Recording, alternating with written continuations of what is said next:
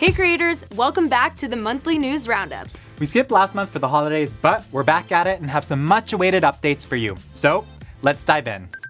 We've been working to add more copyright tools to YouTube Studio to help creators better understand why you received a copyright strike and resolve it more quickly.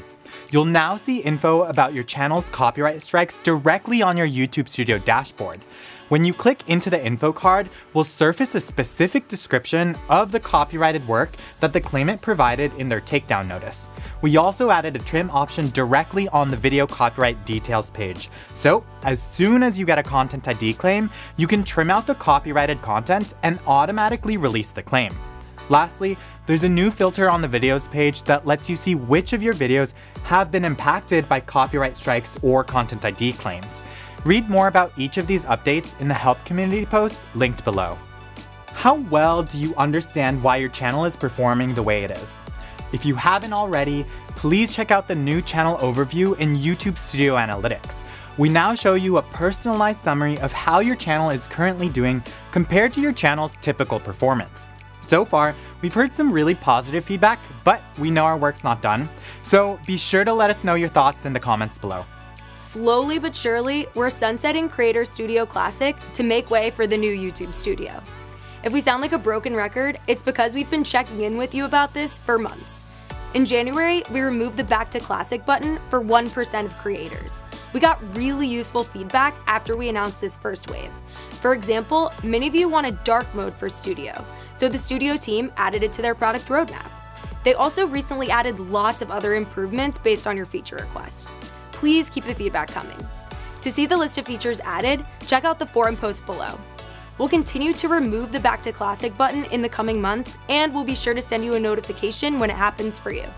In December, we announced changes to our harassment policy to better protect creators and the YouTube community. Here are the key updates. Our new policy takes our stance against physical threats, doxing, or encouraging harassment a step further, where we'll now prohibit veiled threats or implied threats.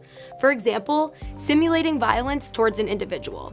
Additionally, prolonged and malicious attacks against someone based on their intrinsic attributes like their race, religion, or sexual orientation is not allowed with this new policy.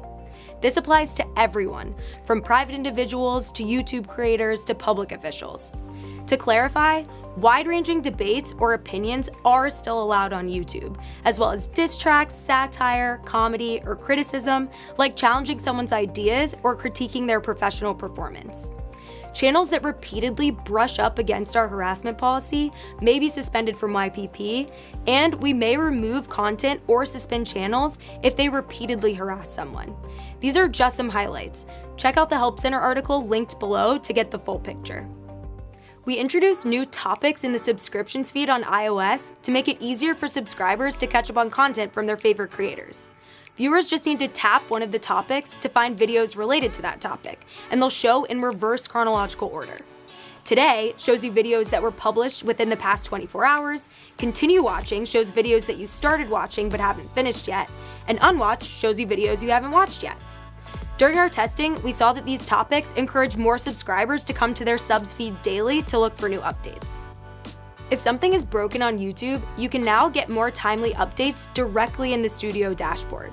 When you go into Studio, scroll down, and on the right-hand side of the dashboard, you'll see a Known YouTube Issues box with a quick blurb of what issues we're currently experiencing, and a link to the Help community to give you more info. You can also check back here to see when an issue is fixed. And that's it for this roundup. Be sure to comment, like, and subscribe. See you next month. Bye. Bye.